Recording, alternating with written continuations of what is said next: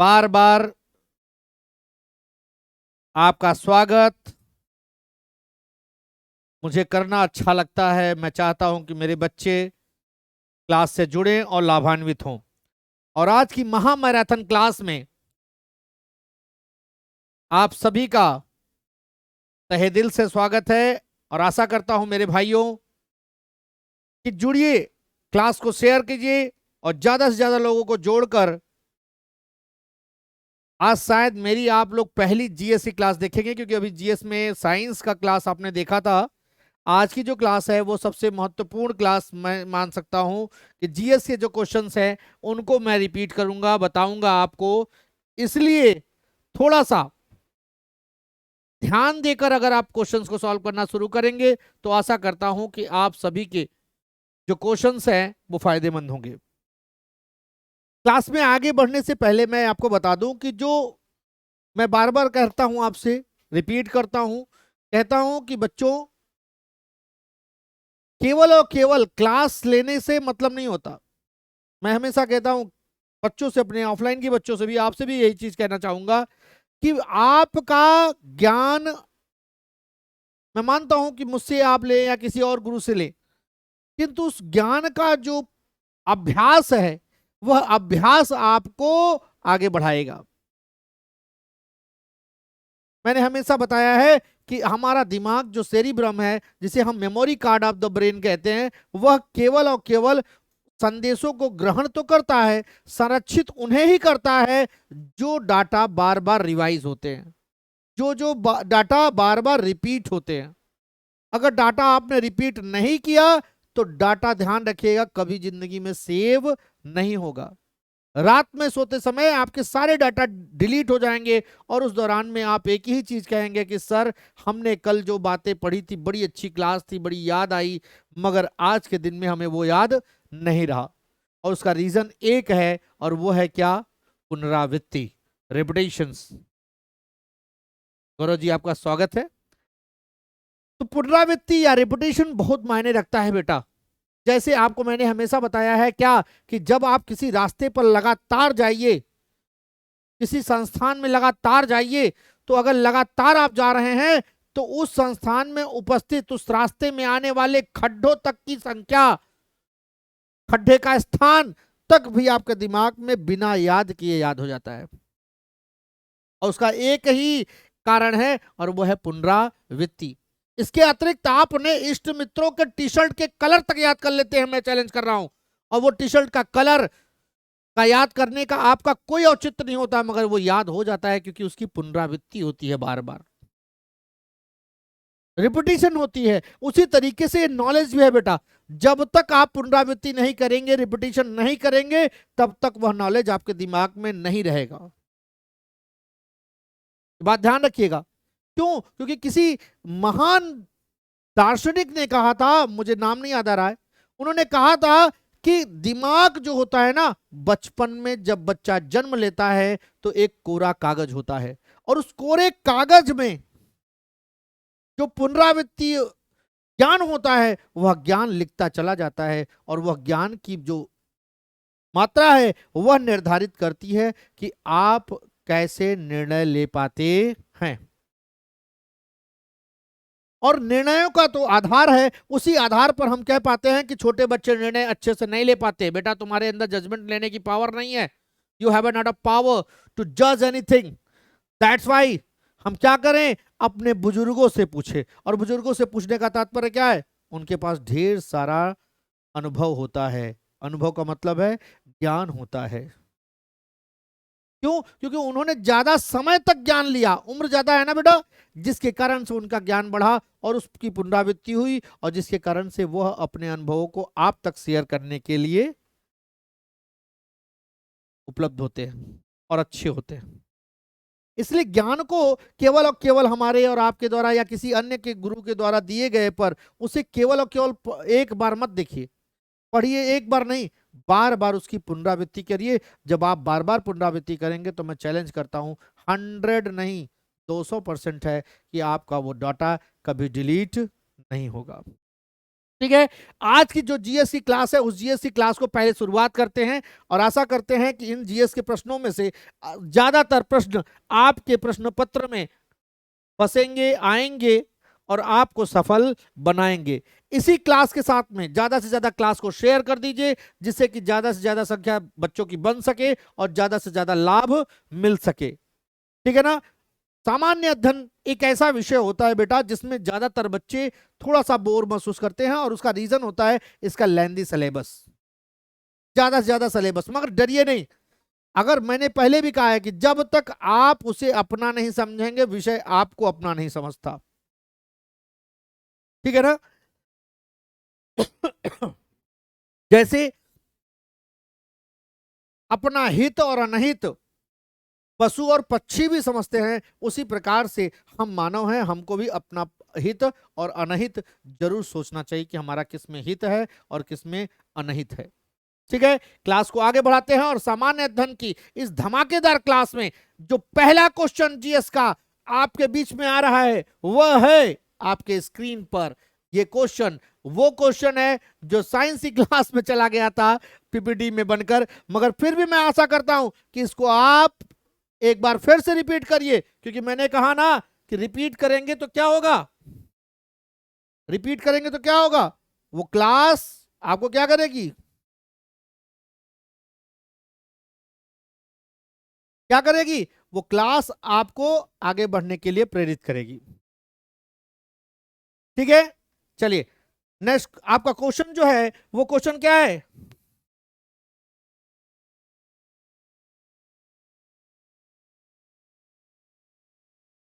वो क्वेश्चन है आपका कि बेसिलिका ऑफ बॉम जीसस एक रोमन कैथोलिक बेसिलिका है जो राज्य में स्थित है, यूनेस्को के द्वारा विश्व धरोहर संस्थलों में सम्मिलित है। चलिए देखिए इसको,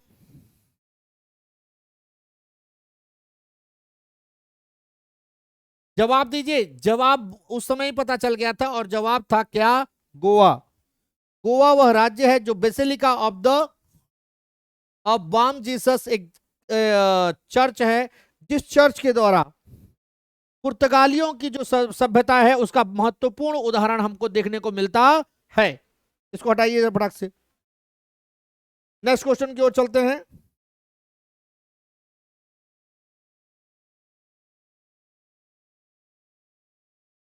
ये क्या हो गया भाई, चलिए नेक्स्ट क्वेश्चन जो बहुत बेहतरीन क्वेश्चन है, जिसका टॉपिक है क्या, नर्मदा या नर्मदा मध्य भारत की एक नदी है जो इस राज्य में अरब सागर में मिलती है। मैंने हमेशा से कहा है कि अगर उत्तर प्रदेश में गंगा और यमुना, गंगा और यमुना नदियों का नाम सबसे ज्यादा लिया जाता है, तो मैं कहूंगा कि एमपी और गुजरात के क्षेत्र में अगर सबसे ज्यादा नाम किसी का लिया जाता है तो वो है नर्मदा, तापी, चंबल, क्षिप्रा जैसी नदियों का। मगर मैं आपसे जरूर कहूंगा कि यहां पर एक नाम लिया जा रहा है और जिस नदी का नाम है नर्मदा, जो कि मैंने एक क्वेश्चन फिर से तैयार कर लीजिए, नर्मदा का उद्गम स्थल जो है, ओरिजिन जो है, वह उद्गम है कहां बेटा। जब तक आप प्रश्न को पढ़िए और आंसर दीजिए तब तक मैं आपको बताता चलता हूं कि उद्गम स्थल इसका कहां है, अमरकंटक शहडोल। कहां है बेटा, अमरकंटक कहां है, ये शहडोल जिले में है ये, वहां पर इसका जन्म हुआ है। ध्यान रखिएगा इसका। एक क्वेश्चन नर्मदा से और ज्यादा बहुत पॉपुलर क्वेश्चन पूछा जाता है क्या, कि नर्मदा नदी पर बना सबसे बड़ा जलप्रपात कौन सा है। एक क्वेश्चन और पूछा जाता है और आपका जवाब होगा धुआंधार। कौन सा बेटा, धुआंधार जलप्रपात। बहुत फेमस क्वेश्चन है, ध्यान रखिएगा। एक क्वेश्चन से दो क्वेश्चन बनाना अगर आपको आ गया तो 100% समझ लीजिए आपने जंग जीत ली। एक प्रश्न से जब तक आपके प्रश्नों की संख्या 2, 3, 4 नहीं बनती है तब तक पूरक प्रश्न, इन्हें पूरक प्रश्न कहा जाता है, और पूरक प्रश्नों की संख्या बढ़ने पर पता चलता है कि आपके अंदर कुछ ना कुछ कंटेंट है। इस ध्यान रखिएगा। तो धुआंधार जलप्रपात नर्मदा नदी पे बना हुआ सबसे बड़ा जलप्रपात है, जो कहाँ है, क्वेश्चन भी पूछा जाता है कभी कभी, तो वो जबलपुर में है। कहाँ बेटा, जबलपुर में। फिर क्या पूछा जाता है,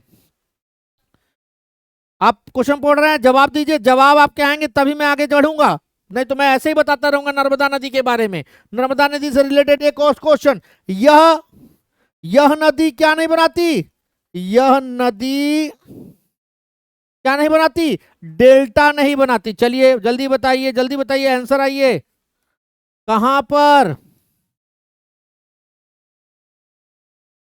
यह नदी डेल्टा नहीं बनाती, खटाक से। सभी लोग जाग रहे हैं या सो रहे हैं, जल्दी से आ जाइए, क्लास को ज्यादा से ज्यादा शेयर कर दीजिए। देवा, स्वागत है आपका क्लास में, ठीक है ना। नर्मदा नदी या नर्मदा मध्य भारत की एक नदी है, जो किस राज्य में, अरब सागर से मिल जाती है।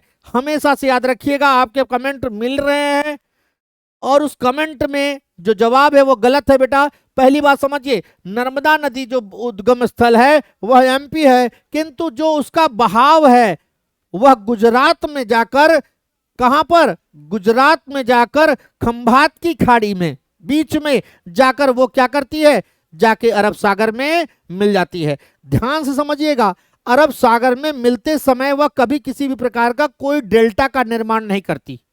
और एक क्वेश्चन और पूछा जाता है कि नर्मदा नदी का जो प्रवाह होता है ना, वह पूर्व दिशा से लेकर पश्चिम दिशा की ओर होता है।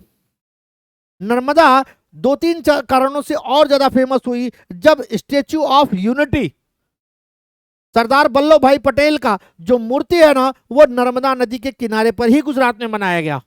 दूसरी बार और फेमस कब हुई, जब नर्मदा नदी का पानी पाइपलाइन के माध्यम से नरेंद्र दामोदर दास मोदी साहब ने 2010 के आसपास में, 8 के आसपास में मुझे लगता है, पाइपलाइन के थ्रू गुजरात के उन क्षेत्रों में जहां पे जल की आपात कमी थी, बहुत ज्यादा कमी थी, वहां पर उन्होंने सप्लाई देना शुरू किया। और सरदार सरोवर डैम की ऊंचाई बढ़वाकर, जिस पर मेधा पाटेकर, आमिर खान जैसे बहुत सारे लोगों ने धरना दिया, कहा नहीं ये नहीं चलना चाहिए, उसके बावजूद भी उन्होंने बनवाया और बनवाने के बाद उस पानी को वो गुजरात लेके गए।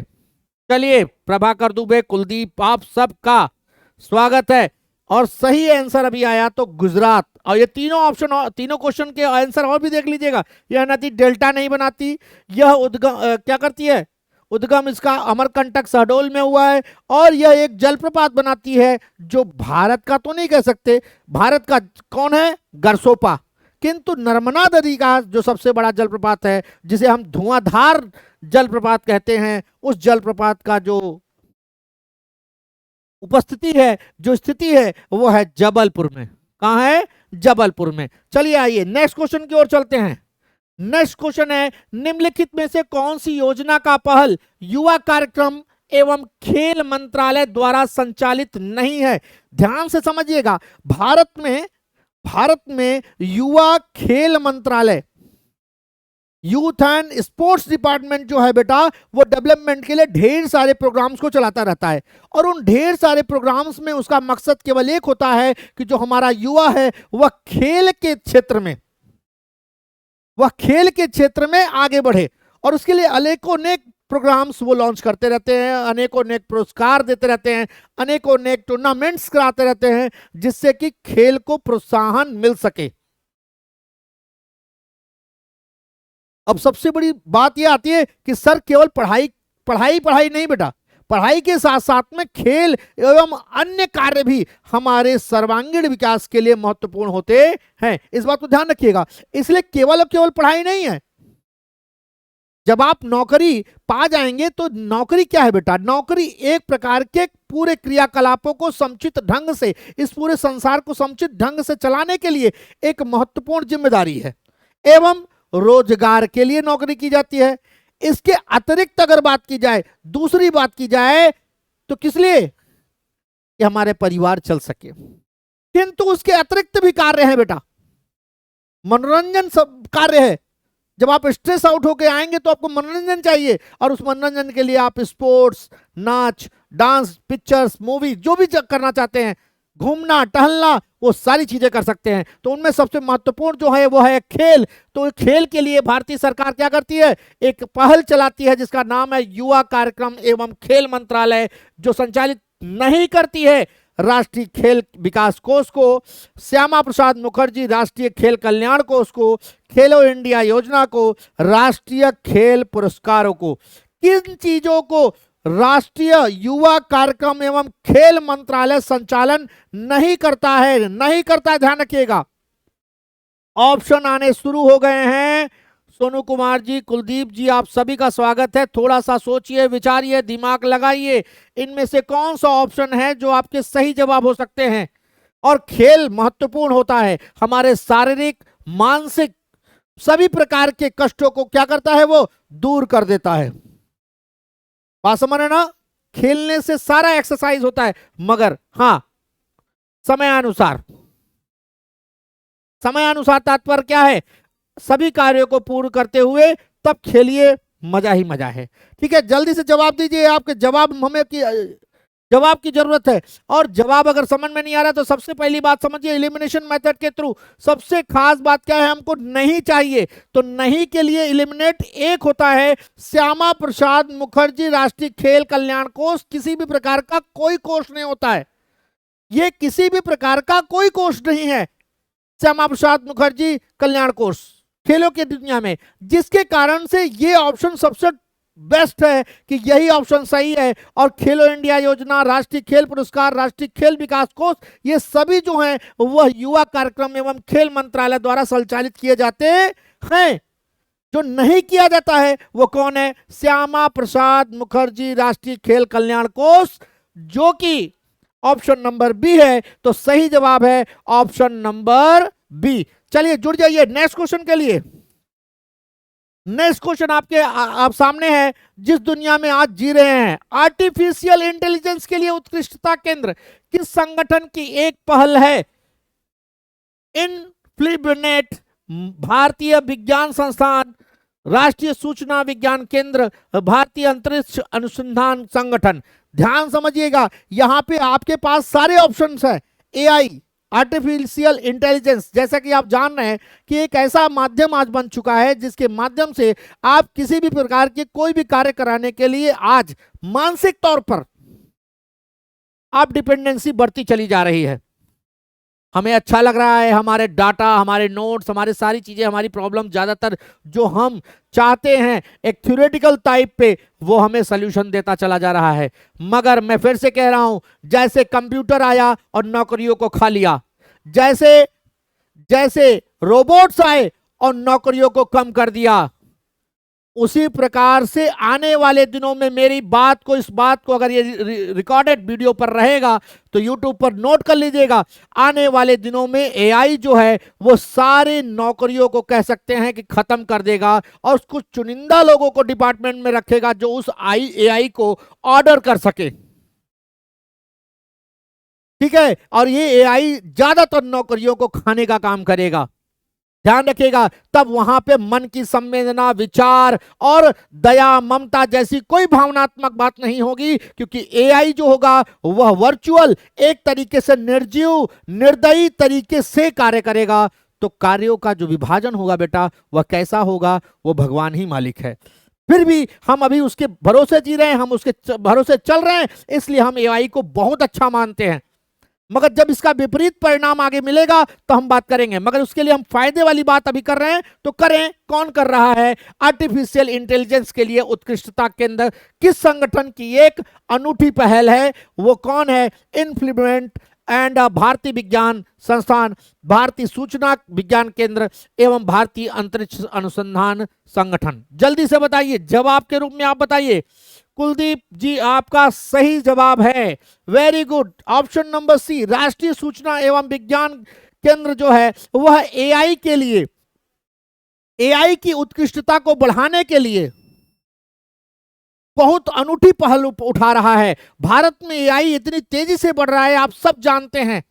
चैट जीपीटी, परप्लेक्सिटी जैसी एआई, जेमिनी जैसी, गूगल की जेमिनी, ऐसे बहुत सारी एआई सॉफ्टवेयर्स आपके पास डेवलप हो चुके हैं जो आप बार बार हर फील्ड में काम कर रहे हैं, not only for the text but also in a video, pictures, animation, सभी क्षेत्रों में आपका एआई आज कार्य कर रहा है। मगर मेरी बात को विशेष तौर पे ध्यान रखिएगा, जो मैंने अभी भी कहा है, आगे भी कहूंगा कि ये हमारी और आपकी नौकरियों को खा लेगा, ध्यान रखिएगा। नेक्स्ट क्वेश्चन, अगला क्वेश्चन आपकी स्क्रीन पर है, ध्यान से समझिए, फिर से वही क्वेश्चन। आज टाइपिंग गड़बड़ी बहुत थी, लगता है टाइपराइटर जो हमारे महोदय हैं, नाम नहीं लूंगा, XYZ जो भी हैं, वो हमको लगता है कि आज कुछ डिस्टर्ब थे, जिसके कारण से उन्होंने पीपीटी मैथ की भी गड़बड़ बनाई है। दोबारा क्वेश्चन आया है, ये फिर से दोबारा वही क्वेश्चन आया है। लगता है आज उन्होंने किसी भी प्रकार से कोई दिक्कत भरी समस्याओं का सामना किया, जिसके कारण से आज की पीपीटी भी थोड़ी सी डिस्टर्ब रही उनकी। मगर फिर भी मैं धन्यवाद ज्ञापित करता हूं कि जब हम दूसरे कार्यों में व्यस्त होते हैं तो वो हमारे लिए पीपीटी का निर्माण करते हैं। मैं उनका तहे दिल से स्वागत करता हूं, ठीक है ना। उनकी 1000 कमियां मेरे लिए माफ है, ठीक है। वो हमारे और वाह, वेरी गुड, स्वागत है आपका भटकती आत्मा जी, बहुत बहुत स्वागत है। मैं आपको ही इंतजार कर रहा था, मैं सोच रहा था कि रातें बढ़ गई, रात बढ़ने वाली है, लगभग 6:30-7 की बात समय हो गया, मगर अभी तक हमारी कोई भी भटकती आत्मा मेरे क्लास में नहीं आई। मैं धन्य हुआ, आपका कोट कोट स्वागत है भाई। जल्दी से बताइए, क्वेश्चन आपके आंखों के सामने है, कौन सा, वह कौन सी प्राप्ति है जिसका दावा सरकार से नहीं किया जा सकता है? प्रतिदेय प्राप्ति, पूंजीगत प्राप्ति, दावाकृत प्राप्ति या राजस्व प्राप्ति? इस प्रकार से बताइए कौन सी प्राप्ति है जिस पर सरकार से हम किसी भी प्रकार से दावा नहीं कर सकते। क्वेश्चन को फिर से समझिएगा, क्वेश्चन को फिर से समझिएगा कि यहां कह रहा है दावा कर सकते हैं, नहीं कर सकते हैं, ध्यान समझिएगा। इसलिए दावाकृत प्राप्ति तो खत्म हो गया क्योंकि इसकी दावा कर सकते हैं। राजस्व प्राप्ति कर सकते हैं, पूंजीगत प्राप्ति बताइए, 2 ऑप्शन मैं आपको दे रहा हूं, अब 2 ऑप्शन हमेशा कट कर रहा हूं आजकल। पूंजीगत प्राप्ति, प्रतिदेय प्राप्ति, इन दोनों प्राप्तियों में से कौन सा ऐसा है जिसके पैसे, जिसकी दावा सरकार से आप नहीं कर सकते, कह सकते हैं नहीं मिलेगा, और वो ऑप्शन है आपका, जल्दी बताइए, फिर से एक ऑप्शन कंप्लीट करें। ऑप्शन की संख्या कम कर दिया बेटा, इसलिए क्योंकि आपको थोड़ा सा सरलता मिल जाए, और ये इकोनॉमिक्स का क्वेश्चन है। इकोनॉमिक्स के क्वेश्चंस बहुत ही, अर्थशास्त्र के क्वेश्चन 1 2 4 आते हैं बेटा, ध्यान समझो। उनको अगर हमने छोड़ दिया तो हमें लगता है कि हमें तकलीफ हो जाती है। ठीक है, चलिए कोई बात नहीं है, पूंजीगत प्राप्ति भी कंप्लीट कर देते हैं कि ये प्राप्ति आप दावा नहीं कर सकते सरकार से, इसलिए ऑप्शन नंबर ए प्रतिदेय प्राप्ति जो है वह आपका सही आंसर है, जो सरकार से आप दावा नहीं कर सकते और सबको दावा कर सकते हैं। अगला क्वेश्चन आपके स्क्रीन पे है जो बेहतरीन संविधान से संबंधित क्वेश्चन है, और संविधान में अनुच्छेद से संबंधित है, जो आज महत्वपूर्ण एक समस्या बना हुआ है हमारे बच्चों के प्रति। चलिए, क्वेश्चन नंबर 8वां है, निम्नलिखित में से भारतीय संविधान के किस अनुच्छेद के अनुसार 14 वर्ष से कम आयु के किसी बालक को किसी कारखाने या खानों में काम करने के लिए किसी अन्य खतरनाक नियोजन में नियुक्त नहीं किया जा सकता? अनुच्छेद 27, अनुच्छेद 24, अनुच्छेद 26 और अनुच्छेद 25। ध्यान से समझिएगा, थोड़ा सा ध्यान देने वाली बात है। यहां पर बात आती है कि किसी भी प्रकार के बच्चे जो 14 साल से कम हैं, उन बच्चों को हम खतरनाक कार्य नहीं करा सकते। जैसे खानों में कोई काम कर रहा हो बच्चा, किसी भी प्रकार से ऐसी जगहों पर जहां उसकी जान को खतरा हो सकता है, अगर ऐसे खतरों वाले देखे जाएं बच्चों को, तो वहां पर काम नहीं करा सकते, भले ही उनकी खुद की क्यों ना मजबूरी हो। कभी कभी याद रखना बेटा, कोई भी कार्य, कोई भी इंसान अगर करता है और वह खतरनाक है, बुरा है, तो वह अपनी मर्जी से नहीं करता। समाज बड़ा बेदर्दी है, इंसान अपने जीविकोपार्जन को, अपने परिवार को चलाने के लिए उस खतरनाक काम को करता है।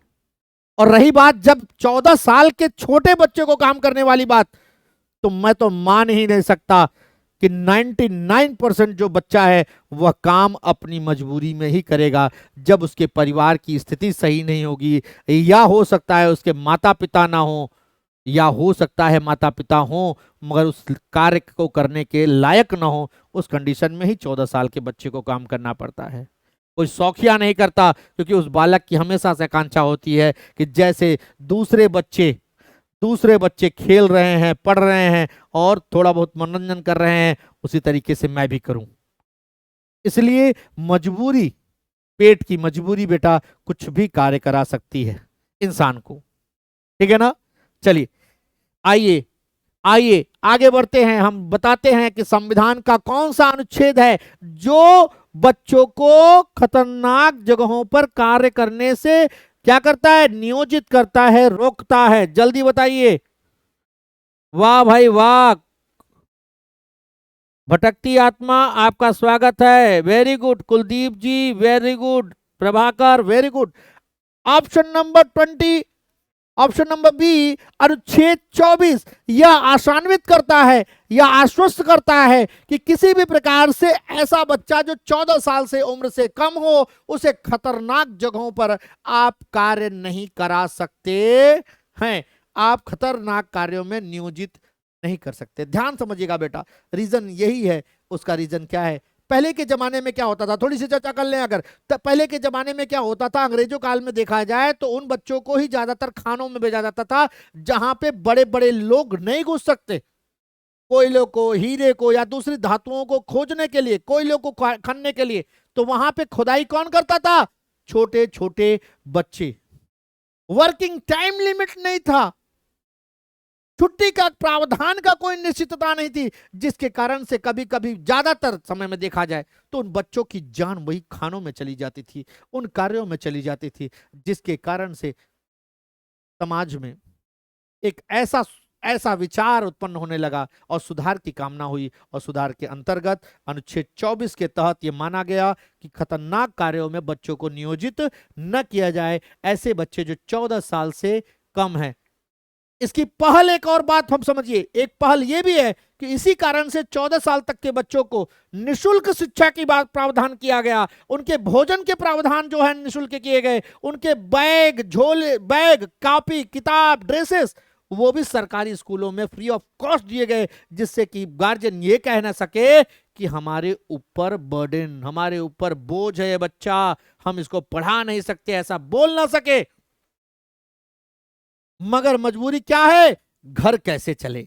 चलिए ऑप्शन नंबर बी, अनुच्छेद 24 आपका सही जवाब है। नेक्स्ट क्वेश्चन की ओर चलते हैं और अगला क्वेश्चन आपका है अनुच्छेद से ही संबंधित। निम्नलिखित में से किस अनुच्छेद द्वारा राज्यपाल में राज्य की कार्यकारी शक्तियां निहित होती है? ध्यान से समझिएगा, राज्य की कार्यकारी शक्तियां निहित करने की बात कर रहा है। यह प्रश्न पूछ रहा है कि आपकी कार्यकारी, जो आपका मतलब राज्य की कार्यकारी, केंद्र की कार्यकारी नहीं, स्थानीय सरकार की कार्यकारी नहीं, राज्य की जो कार्यकारी शक्तियां हैं वह किस अनुच्छेद के तहत निहित है? ध्यान से समझिए इसको, उसके बाद जवाब दीजिए। राज्य की कार्यकारी शक्तियां किस में निहित हैं? जल्दी से जवाब दीजिए, आपके जवाब होने चाहिए। राज्य की कार्यकारी शक्तियां क्या हैं? राज्य की कार्यकारी शक्तियां हैं राज्य मंत्रिमंडल के द्वारा किए गए कार्य। जल्दी बताइए, जवाब दीजिए। भटकती आत्मा, मैं आपसे निवेदन करता हूं कि आप अपना एक बार नाम हमें जरूर बताइए। भटकती आत्मा जी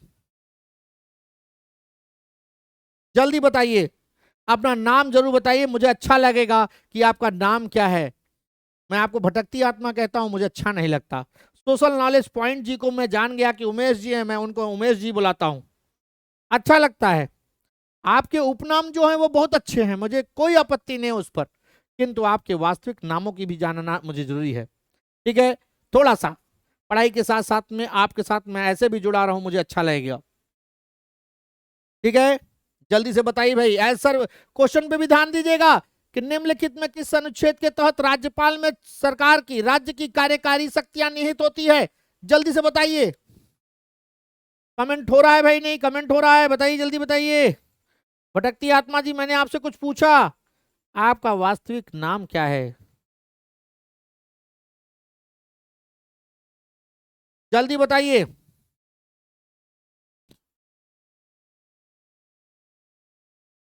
जल्दी बताइए भाई, अनुच्छेद अगर बता रहे हैं तो ठीक है, नहीं मैं क्वेश्चन शुरू करूं? जवाब दीजिए।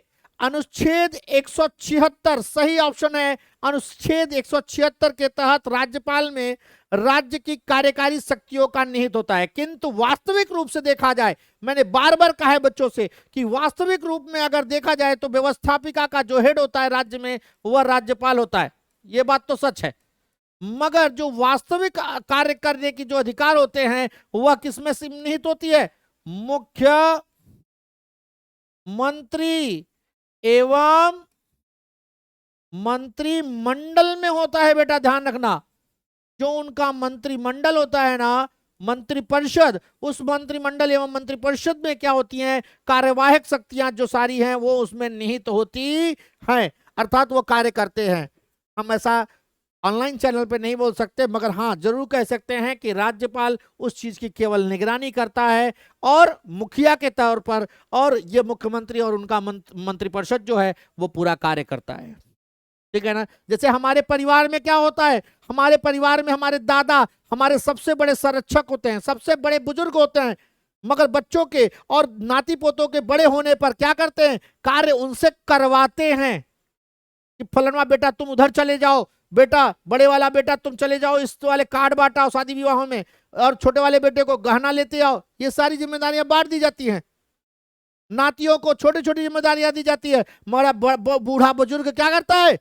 परिवार को स्थिर और सुचारू रूप से चलाने के लिए कार्य करता है। उसी प्रकार से राज्य में एक जो बूढ़ा बुजुर्ग बैठा हुआ है, जो जिम्मेदार एक गार्जियन बैठा हुआ है, वह राज्य में बैठा हुआ है कौन? राज्यपाल। इस समय कौन है हमारे राज्यपाल? आनंदीबेन पटेल। उसी तरीके से केंद्र में हमारा गार्जियन कौन बैठा हुआ है? राष्ट्रपति। कौन बैठा हुआ है? राष्ट्रपति। हमारे राष्ट्र का जो सबसे बुजुर्ग कह सकते हैं, हमारा गार्जियन जो है वो कौन है? राष्ट्रपति है, जो हमारा पूरी तरीके से देखभाल करता है। और कौन है उस समय? इस समय हमारी जो सबसे बड़ी महामहिम जिसे हम कहते हैं श्रीमती द्रौपदी मुर्मू जी इस समय राष्ट्रपति हैं। ठीक है, नेक्स्ट क्वेश्चन की ओर चलते हैं, और वो नेक्स्ट क्वेश्चन क्या है? नेक्स्ट क्वेश्चन है कि संविधान का निम्न में से कौन सा अधिनियम शहरी स्थानीय निकायों की संरचना एवं जनादेश के लिए एक एक सामान्य अवसंरचना प्रदान करता है, ताकि वे स्थानीय स्वशासन की प्रभावी लोकतांत्रिक इकाइयों के रूप में कार्य कर सके। मैं फिर से कह रहा हूं, ऐसे लेंदी क्वेश्चंस मैंने नहीं बनाए, ये प्रीवियस ईयर क्वेश्चंस हैं जिनको मैं आपको एक पूरा पेपर, हम दोनों भाई मिलकर इस दोनों को सॉल्व करने की कोशिश कर रहे हैं और आपको सही सही जवाब देने की कोशिश कर रहे हैं। ठीक है ना? और जो संशोधन है वो कौन सा है? सही जवाब दे दीजिए। चौथा संशोधन अधिनियम 1955, 74वां संशोधन अधिनियम 1992, 10वां संशोधन अधिनियम 1961 और 17वां संशोधन अधिनियम 1990। जवाब दीजिए जल्दी से। क्या जवाब देने वाली मशीन, कमेंट मशीन खराब हो गई क्या भाई? जल्दी जवाब दीजिए भाई। ज्यादा से ज्यादा लोग जुड़कर क्लास को सॉल्व करिए, क्वेश्चन सॉल्व करिए, रिपीट करिए। ये ना सोचिए कि मुझे तो ये आता है जो क्वेश्चन पूछे जा रहे हैं। मैंने हमेशा से कहा है कि ज्यादातर उन प्रश्नों को ही, जिन्होंने 10 परीक्षाएं 5 परीक्षाएं दी होंगी, वो मेरी बातों को बड़े ध्यान से देखते होंगे। क्या कि सर कहते हैं कि छोटे छोटे प्रश्न जो आपको सबसे सरल लगते हैं वो जल्दी से एग्जाम में गलत हो जाते हैं या छूट जाते हैं, क्योंकि आप उन्हें लाइटली ले रखते हैं, हल्के में। और ये हमारा ओवर कॉन्फिडेंस ही हमें क्या करता है? उन सरल प्रश्नों को जो सफलता दिला सकते हैं, उन प्रश्नों को गलत करके चले आते हैं या छोड़कर चले आते हैं, भूल जाते हैं। वो सोचते हैं कि कर लेंगे और गलतियां हो जाती हैं।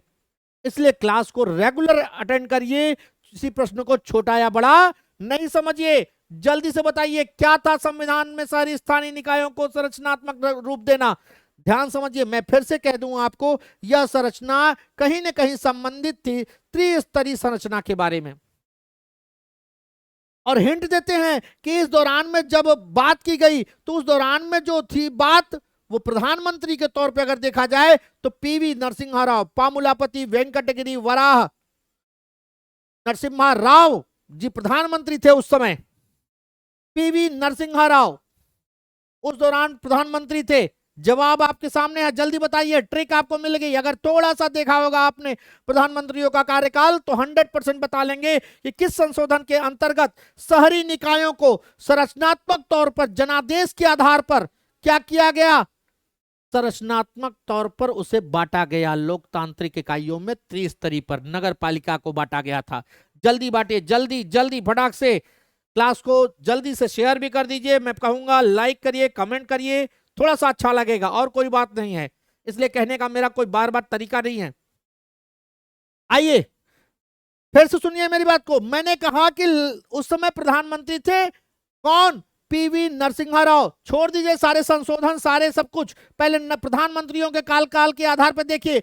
1955 कौन थे, नेहरू जी। वाह रे वाह बाबू साहब, कट गया ये बात, नहीं है ये ऑप्शन। 1992 अभी बात करते हैं, 1961 की बात करें, नेहरू साहब थे, बात कट गई, ये भी नहीं है। सर कह रहे थे ये भी नहीं है, प्रधानमंत्री अगर याद होता तो मैं बता लेता था। 1990 में, बड़े बाप रे बाप, ये भी नहीं है, क्योंकि उस समय कौन थे भैया, उस समय कौन थे, उस समय थे आपके बहुत फेमस, जिनका नाम था वी पी सिंह, विश्वनाथ प्रताप सिंह, जिन्होंने मंडल कमीशन को माना और आरक्षण संबंधी जितने भी कानून थे उन्होंने उनको लागू किया। हमारे पास के ही थे, प्रयागराज डिस्ट्रिक्ट के, माड़ा डिस्ट्रिक्ट के राजा थे वो मुख्यमंत्री भी रहे उत्तर प्रदेश के, और उन्होंने किया। तो इस दौरान में क्या एक ऑप्शन हमारे पास बचता है क्या, 74वां संशोधन अधिनियम 1992, जिसके अंतर्गत क्या किया गया, शहरी स्थानीय निकायों नगर पालिकाओं का संरचनात्मक जो ढांचा था उसको क्या किया गया, चेंज किया गया। ध्यान से देखा जाए तो इसके जो कार्यकलाप थे वो थोड़ा सा प्रेरित थे इसके पहले आए हुए, किसके कारण से, इसके पहले आए हुए सिफारिशों के कारण से, आयोगों के कारण से, जिसमें मेहता आयोग बहुत महत्वपूर्ण भूमिका अदा करता है। चलिए आगे बढ़िए, आगे बढ़िए। आपका क्वेश्चन बेहतरीन है, वाह वाह वाह, क्या बात है। नंदा देवी जीव मंडल निचय बायोस्फीयर रिजर्व कहां स्थित है? अरे बाप रे बाप, बाप रे बाप, ये तो क्वेश्चन एकदम दिख रहा है, एकदम कह सकते हैं ना, एकदम कहते हैं लड्डू जैसा दिख रहा है, एकदम सामने दिखाई दे रहा है कि नंदा देवी जीव मंडल जो बायोस्फीयर रिजर्व है वो कहां स्थित है, लद्दाख में है, उत्तराखंड में है, कि हिमाचल प्रदेश में है, कि सिक्किम में है। ध्यान से समझिएगा, इन सभी जितने भी राज्यों की बात वो कर रहा है वो सारे राज्य जो हैं वो हिमालयन राज्य हैं, अर्थात ये सारे राज्यों की स्थिति जो है वो हिमालय की गोदी में बसा हुआ सारे राज्य हैं। बात समझ रहे ना? अगर हिमालय से रिलेटेड अगर राज्यों की बात की जाए तो ऊपर से लद्दाख, और कौन मिला इसके साथ में पड़ोसी इसका, जेके, जम्मू एंड कश्मीर। उत्तराखंड है ही, उत्तराखंड के ऊपर है हिमाचल प्रदेश, ठीक है ना। हिमाचल प्रदेश के आगे अगर बात की जाए, उत्तराखंड के थोड़ा सा सटा हुआ नेपाल के बगल में, तो सिक्किम, सिक्किम वही राज्य है जहां पे आए दिन चाइनीजियन को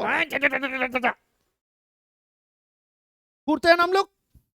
और एक बेहतरीन पास है, एक दर्रा है, जहां से हमारे और चीन के बीच में बेहतरीन एक पास, एक दर्रा है, जहां से यातायात का एक प्रमुख साधन है, और उस दर्रे का नाम सिक्किम में क्या है, नाथुला। प्रश्न को भूलिएगा नहीं, मैं आपको दे रहा हूं एक्स्ट्रा आंसर, मगर उस क्वेश्चन को भी ना भूलिए।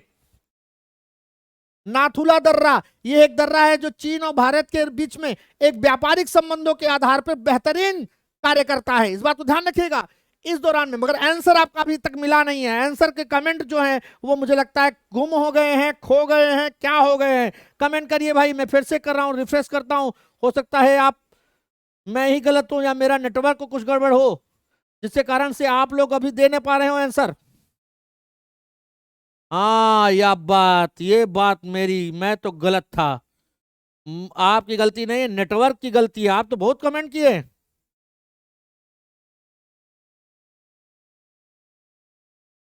अरे बाप रे बाप, गलती मेरी है, मैं क्षमा प्रार्थी हूँ अलका जी, बेहतरीन, मैं गलती क्षमा प्रार्थी हूँ, मैं देख पा नहीं रहा था, मेरा नेटवर्क रिफ्रेश नहीं हुआ था। सही जवाब है देवों की भूमि, क्या? उत्तराखंड। उत्तराखंड में है नंदा देवी जीव मंडल बायोस्फीयर रिजर्व जो है वह उत्तराखंड में स्थित है। और उत्तराखंड क्या है? देवों की भूमि है। एक बार उत्तराखंड जाइए, मुझे तो बहुत अच्छा लगता है जब भी मैं जाता हूं।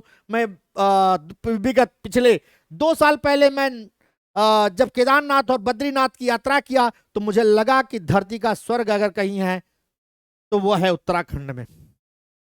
मैं मानता हूं कि लोग धरती का स्वर्ग किसे कहते हैं। एक प्रश्न और बन गया आपका, वो प्रश्न क्या है? धरती का स्वर्ग किसे कहा जाता है? जम्मू कश्मीर। हम लोग जम्मू कश्मीर को कहते हैं, यूरोपियन देश के लोग स्विट्जरलैंड को कहते हैं, आल्प्स की पहाड़ियों वाले देशों को, मगर हम अपने देश में कहते हैं जम्मू कश्मीर। मगर मैं जो कहता हूं वह कहता हूं उत्तराखंड। मैं उत्तराखंड गया तो मुझे इतना अच्छा लगा कि फिर क्या बताऊं। ठीक है ना? चलिए एक क्वेश्चन और बात मैं इसी पे कर लूं जिससे कि आपको थोड़ा सा और कंटेंट मिल जाए, और वो कंटेंट क्या है?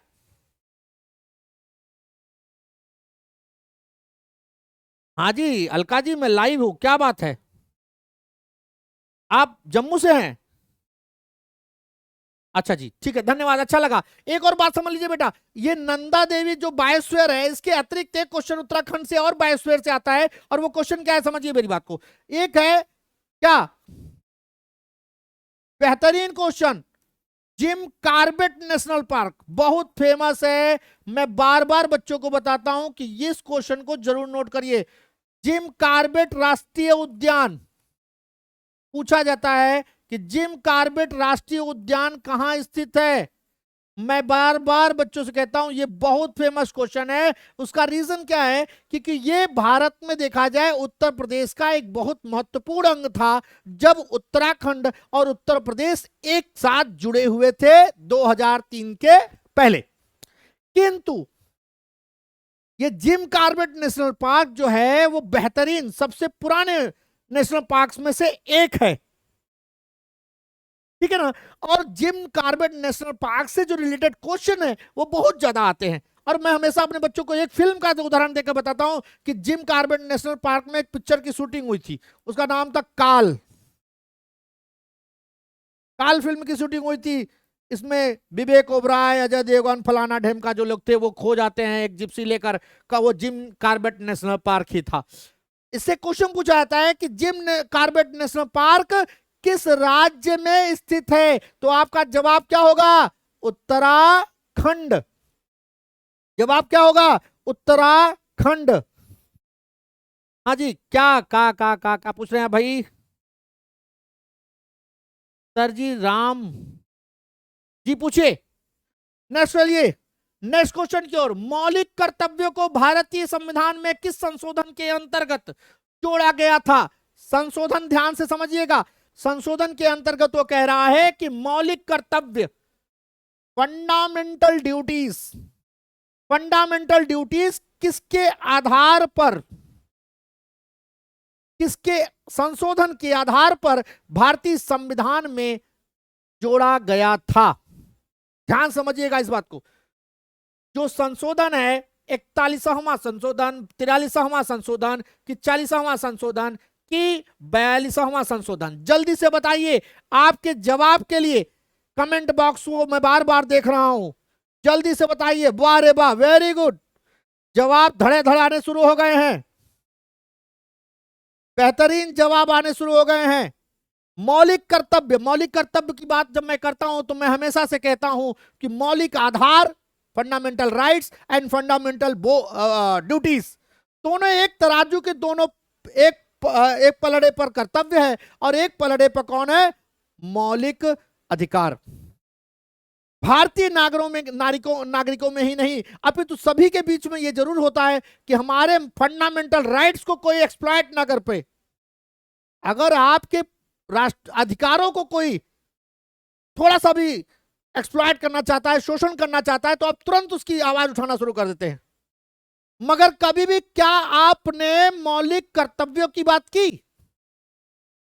जब मैं अपने क्लास में पढ़ाता हूं मौलिक कर्तव्य तो मैं जरूर बात करता हूं कि जिस दिन व्यक्ति, भारतीय नागरिकों में मौलिक कर्तव्य के प्रति अगर अपनी प्रगाढ़ता बन जाए और वो उस कर्तव्य को पालन करने लगे।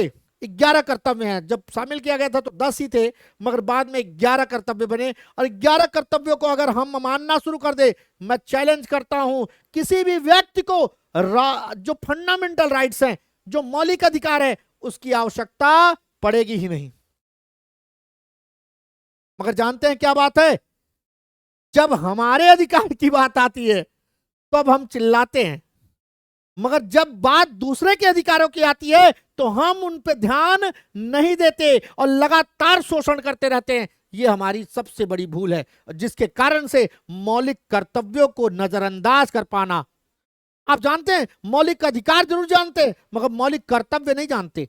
इस कारण से मैं कहता हूं बार बार कि मौलिक कर्तव्य जानिए। मौलिक कर्तव्य को भारतीय संविधान में किस संशोधन के अंतर्गत जोड़ा गया था, और सही जवाब आपके सामने कमेंट बॉक्स में आ चुका है। और वो संशोधन कौन सा था?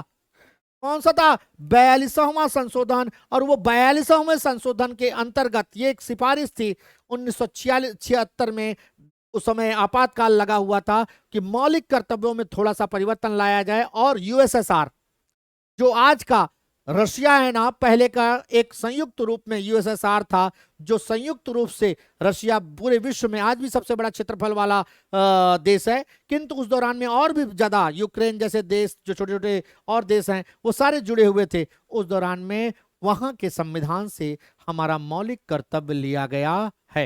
ये क्वेश्चन पूछा जाता है कि मौलिक कर्तव्यों को कहां से लिया गया है, तो हम जवाब देते हैं यूएसएसआर, या हम उसे रूस भी कह देते हैं कभी कभी कि रूस के संविधान से इसे लिया गया था। इसमें हम जरूर कहते हैं कि किसकी सिफारिश से, तो हम कहते हैं स्वर्ण सिंह समिति के द्वारा सिफारिश पे, स्वर्ण सिंह समिति। ध्यान समझिएगा। इसके अलावा पूछा जाता है कब, तो 1976 में। फिर कहते हैं कब, तो कहते हैं 1976 में आपातकाल के दौरान। उस दौरान में आपातकाल का कंडीशन था, अर्थात उस दौरान में इंदिरा गांधी के द्वारा आपातकाल की व्यवस्था की गई थी। खलनायक जी, आपसे अपेक्षा नाम के अनुरूप कार्य करने की नहीं है, ठीक है? मैं आशा करता हूं कि नाम किसी का कुछ भी हो बेटा, मगर काम अच्छा होना चाहिए। मैं मानता हूं कि उसकी वेशभूषा, उसका नाम, उसकी पहचान नहीं होती, उसकी पहचान उसका कार्य होता है। इसलिए उस कमेंट को तुरंत डिलीट कर दीजिए बेटा, मेरी रिक्वेस्ट है आपसे, ठीक है? चलें। हाँ, रंजीत जी आपका स्वागत है। 1945 पे किया गया कमेंट, खलनायक जी 2 मिनट के अंदर आप उसे डिलीट कर दीजिए, मेरी रिक्वेस्ट है आपसे, ठीक है ना? तो आपको जवाब मिला रूस के द्वारा, स्वर्ण सिंह समिति के द्वारा 1976 आपातकाल के दौरान में, जब भारत एक प्रकार से ऐसे कानून में, ऐसे चंगुल में फंसा हुआ था जिस दौरान में कहा गया कि सारी लोकतांत्रिक व्यवस्थाएं ध्वस्त हो चुकी थी। जितने भी लोग विरोध करने वाले थे सरकार के प्रति, वो जेलों में डाले जा रहे थे। उस दौरान में इस मौलिक कर्तव्य को भारतीय सरकार के द्वारा क्या किया गया था? संविधान में नियोजित किया गया था, डाला गया था। चले आगे बढ़े हम लोग। चलिए नेक्स्ट क्वेश्चन। नेक्स्ट क्वेश्चन आपका है, निम्नलिखित में से कौन मौलाना आजाद राष्ट्रीय उर्दू विश्वविद्यालय के प्रथम कुलपति थे? ध्यान से समझिएगा। भारत में एक प्रकार का एक ऐसा विश्वविद्यालय, उर्दू विश्वविद्यालय, अलीगढ़ मुस्लिम विश्वविद्यालय एवं जामिया इस्लामिया मुस्लिम विश्वविद्यालय के बाद, जिसे यह माना गया कि एक बेहतरीन उर्दू शिक्षा के लिए, हमारे मुस्लिम भाइयों के लिए एक बेहतरीन शिक्षण संस्थान माना जाता है, जिसकी स्थापना 1998 में, उस दौरान के वर्तमान आंध्र प्रदेश में किया गया था। इतना हिंट आपको देते हैं, जरूर बताइए, जरूर बताइए। बहुत बहुत धन्यवाद, बहुत बहुत धन्यवाद खलनायक जी, आपने मेरी बात को माना। अच्छे बच्चे हैं आप, जो भी हैं, आप दिल के बुरे नहीं हैं। आप विश्वास करिए, मैं चैलेंज करके कहता हूं, डंके की चोट पे कह सकता हूं कि आप दिल के बुरे नहीं हैं, बस मन का चुलबुलापन है, आ जाता है, ठीक है ना? मगर फिर भी ठीक है, कोई बात नहीं है। समय और स्थान को देखते हुए मन के चुलबुलेपन को निकालना चाहिए। स्वागत है आपका। जल्दी बताइए, निम्नलिखित में कौन मौलाना आजाद राष्ट्रीय उर्दू विश्वविद्यालय के प्रथम कुलपति थे? ध्यान रखिएगा, फर्स्ट कुलपति की बात कर रहे हैं। The first chancellor of Maulana Azad national Urdu university, Mohammad Aslam Parvez, Mohammad Sameem जयराजपुरी, Mohammad Miyan Mohammad Abdul Jalil Khan M Pathan. ध्यान से समझिएगा, जब प्रश्न पत्र बनते हैं तो उन प्रश्न पत्रों में कुछ ऐसे भी क्वेश्चन होते हैं जिन क्वेश्चनों को आप जीवन में शायद कभी सुने नहीं रहते, मगर प्रश्न पत्र के वो भी भाग होते हैं। अब बेटा, वो प्रश्न पत्र के भाग होने भी चाहिए। लगभग देखा जाए तो 70 से 80% प्रश्न आपके अगर पढ़ा है तो परिचय के होते हैं। 20% में से अगर देखा जाए तो लगभग 15 से 16% जो क्वेश्चन होते हैं वो थोड़े से टफ होते हैं, कठिन कठिन वाले। और 3 से 4% क्वेश्चन ऐसे भी होते हैं बेटा जिनसे आपका दूर दूर तक का कोई नाता नहीं होता, शायद आपने कभी सुने भी नहीं होते, मगर वो भी प्रश्न पत्र के भाग होते हैं, तो उन्हें भी हमें सॉल्व करना ही पड़ेगा, करना ही पड़ेगा। ठीक है, थैंक यू। चलिए आगे बढ़िए, बताइए। मैं आपको जवाब बताता हूं। कहते हैं ईश्वर ही सब कुछ कर देता है, शायद ईश्वर ने अचानक से टिक लगा दिया। जो प्रथम कुलपति थे उस यूनिवर्सिटी के, वो थे मोहम्मद समीम जयराजपुरी। ठीक है ना। ये यूनिवर्सिटी मुझे क्यों याद है, उसका रीजन है कि 1998 के दौरान में इसका बहुत चर्चा हुआ। इसे तुलना दिया गया एएमयू जैसी यूनिवर्सिटी से, अलीगढ़ मुस्लिम विश्वविद्यालय जैसे यूनिवर्सिटियों से इसकी तुलना की गई, जामिया इस्लामिया जैसी यूनिवर्सिटी से तुलना की गई कि उर्दू के क्षेत्र में ये बहुत महत्वपूर्ण यूनिवर्सिटी बनेगी। और उस दौरान में जो मुझे जहां तक याद आता है कि 98 के दौरान में, शायद 98 के दौरान में प्रधानमंत्री थे हमारे अटल बिहारी वाजपेयी जी, जिनकी योगदान से यह बना था। जी अलका जी, मेरी क्लास जो है वो क्लास है इंडिविजुअल। आज की क्लास फिर से सुन लीजिए, क्लास का जो शेड्यूल है वो शेड्यूल क्या है थोड़ा समझ लीजिए आज पहले, फिर आगे के क्वेश्चन की ओर चलते हैं। क्लास का शेड्यूल क्या होता है कि संडे के दिन जो क्लास है वो संडे के दिन क्या है, संडे के दिन क्लास जो होती है वो 4 से 8 महा मैराथन क्लास होती है, जिसमें पहले ये फिक्स नहीं होता है, पहले मैं ही रहता हूं, फिर विपुल, और फिर मैं, फिर विपुल, 4 क्लासेस चलती हैं इस दौरान में, संडे और एक दिन और कोई भी, चाहे बुधवार या बृहस्पतिवार। मगर डेली का जो क्लास होगा बेटा वो आप जानते हैं, बच्चे जानते हैं कि डेली की क्लास 5 बजे से विपुल सर की होती है। और उस दौरान में वो क्या पढ़ाते हैं भैया, रीजनिंग। और 6:30 से होती है मेरी क्लास जीएस की, जिसमें साइंस और जीएस दोनों चलता है आपका ह्यूमैनिटीज के सब्जेक्ट का।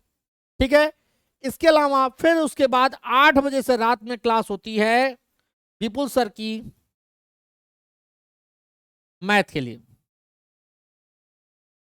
ये एक शेड्यूल है, आप थोड़ा सा ध्यान दीजिए इसको।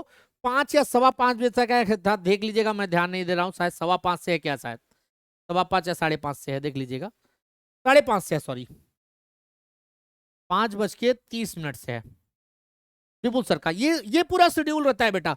इसमें एक और चेंजेस हम करने वाले हैं कि संडे के अलावा, इस रेगुलर क्लास के अलावा एक दिन महामैराथन हफ्ते में और किया जाए। पहले आज देख लेते हैं क्या स्थिति रहती है।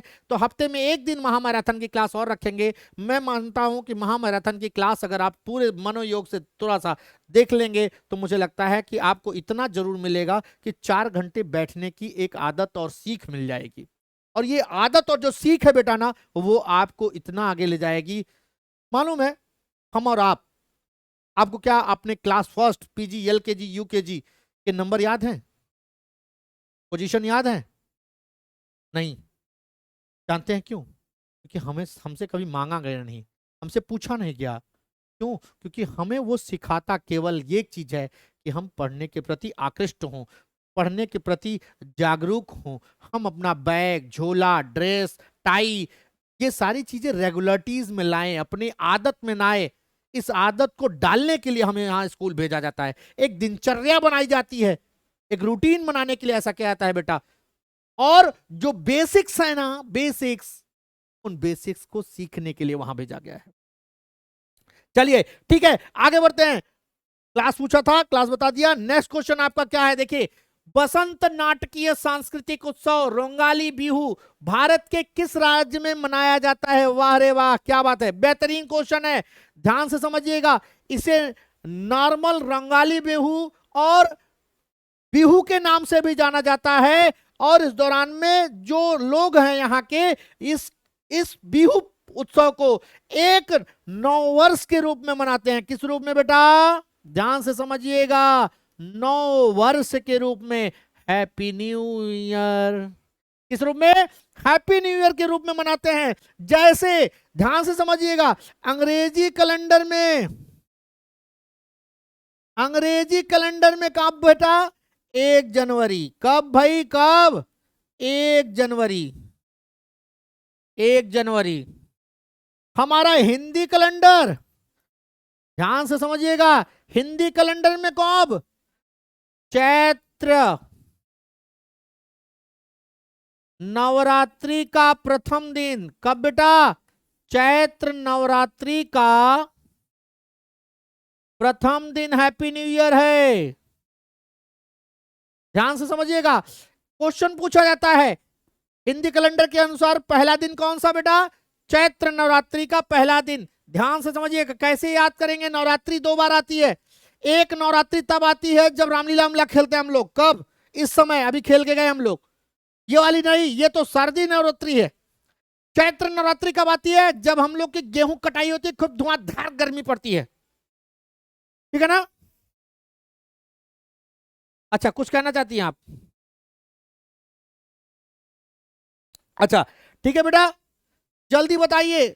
जवाब आपका है त्रिपुरा, असम, मेघालय, पश्चिम बंगाल। बेहतरीन खलनायक जी, बेहतरीन, राजू राजपूत, अलका जी, कुलदीप जी, नितेश जी, आप सही जवाब दे रहे हैं। और वो जवाब है कौन, हमारा एक ऐसा राज्य जिसे हम क्या कहते हैं, हम कहते हैं असम। बड़ा ही अच्छा राज्य है, बड़ा ही कह सकते हैं प्राकृतिक छटाओं वाला राज्य है असम, जिससे संबंधित हम 2-3 क्वेश्चन सबसे ज्यादा पॉपुलर पूछते हैं। जैसे मैं कहता हूं कि असम से संबंधित जो क्वेश्चन सबसे ज्यादा पूछा जाता है, वो पूछा जाता है 2। क्या 2? असम की राजधानी क्या है? दिसपुर, बहुत सरल है। असम का कामाख्या मंदिर कहां है? बोलो भाई, कामाख्या मंदिर कहां है?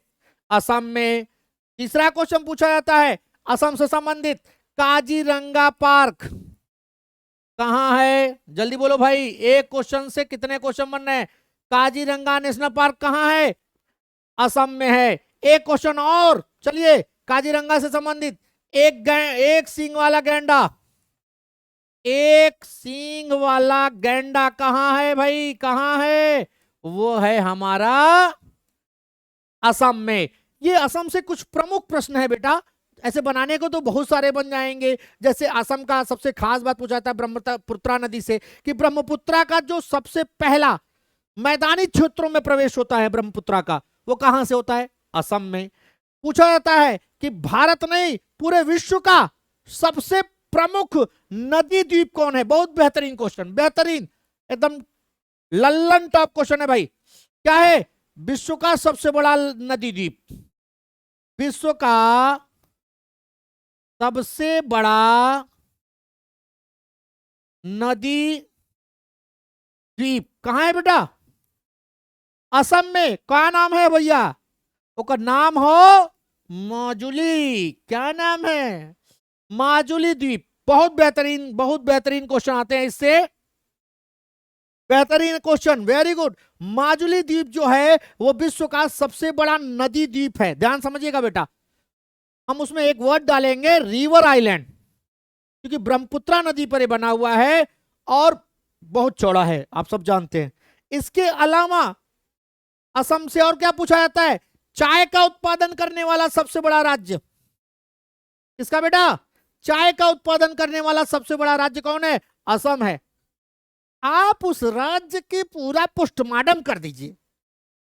जब तक आप उसके बारे में इस तरीके के पूरक प्रश्न, में फिर से कह रहा हूं, जब तक आप उससे रिलेटेड क्वेश्चंस आप नहीं सॉल्व करेंगे तब तक मजा नहीं आएगा। मजा तब आता है डॉक्टर जैसे चीर कर पूरे एक एक अंग की पूरी जांच कर देता है पोस्टमार्टम में और रिपोर्ट तब बनाता है। उसी प्रकार से प्रश्न का आप पोस्टमार्टम कर दीजिए, एक एक तथ्य आपके दिमाग में हो, परीक्षा चुटकियां बजा के चली आएगी। बस एक चीज का ध्यान रखना होगा, ओवर कॉन्फिडेंस ना होने पाए। मैं बार बार अपनी ऑफलाइन क्लास में कहता हूं बेटा कि आप सभी हनुमान हैं, सबके पास असीम ताकत है, असीम बुद्धि है। बस दिक्कत कहां होती है?